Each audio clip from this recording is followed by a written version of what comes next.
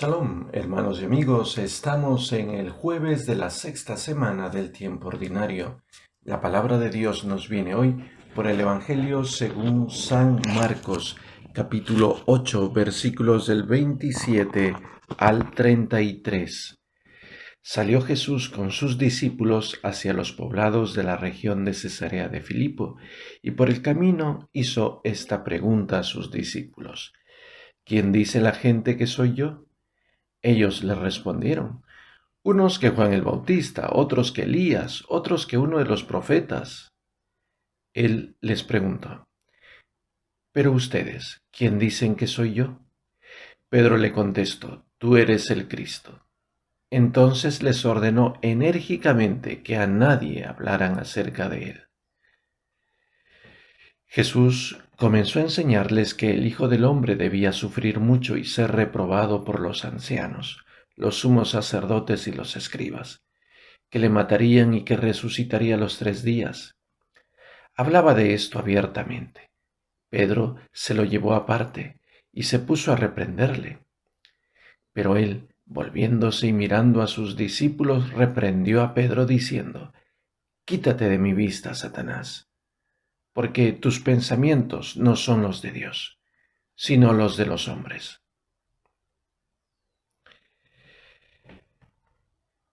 Pedro es impulsado por una moción divina, por un impulso divino.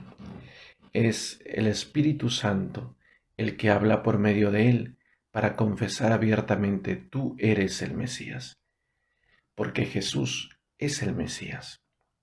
La gente tiene sus opiniones. Unos dicen que Jesús es Juan el Bautista, otros que Isaías, Jeremías, algunos de los profetas, Elías. Pero solo Pedro da la respuesta adecuada porque está inspirado por el mismo Espíritu de Dios. Jesús es el Mesías. Pero el mesianismo de Jesús no es el de cualquier persona. Los mesías falsos que hubo antes y después de él siempre han tenido un talante distinto.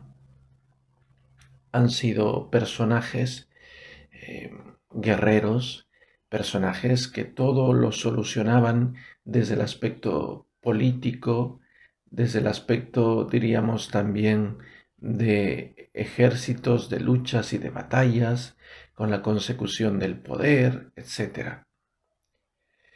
Jesús no viene en ese plan. El verdadero Mesías no tiene ese plan. El reino de Dios es algo mucho más profundo. No se conquista fácilmente. No es la conclusión de una serie de negociaciones políticas. Tampoco es una tendencia social. No es un éxito humano.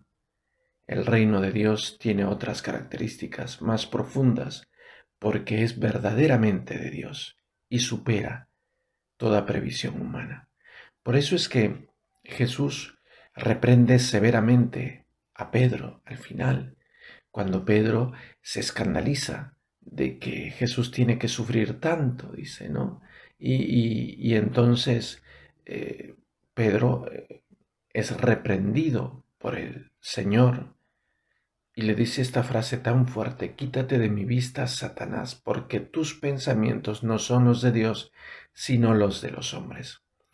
Es que nosotros, los seres humanos, tenemos un pensamiento en el que el triunfo se da desde aspectos humanos, guerreros, políticos.